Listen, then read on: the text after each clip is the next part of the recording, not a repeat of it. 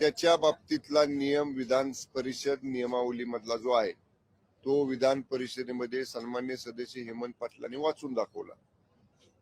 त्या आसनावरती उपसभापती किंवा तत्सम प्रभारी सभापती जरी बसलेले असले आणि त्यांनी जरी एखादा निर्णय घेतला, निर्देश दिला, आदेश दिला, तर तो सभापतींच्या अधिकारात जे आदेश असतात तेवढेच त्याला अधिकार आहेत हे विधान परिषदेच्या नियमामध्ये स्पष्ट त्याचा उल्लेख केलेला आहे।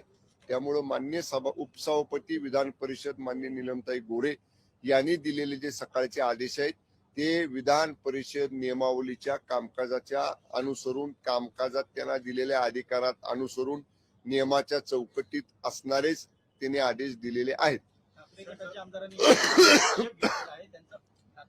आमदारांनी या संदर्भात आक्षेप घेतलेला आहे। त्यांचं म्हणणं आहे की सभापती म्हणून नीलम गोरे यांना तसा अधिकार नाही आणि त्या संदर्भात सभापतींकडे नीलम गोरे यांना पदावर हटवण्यासंदर्भात त्यांनी काय मागणी करायची ती करावी।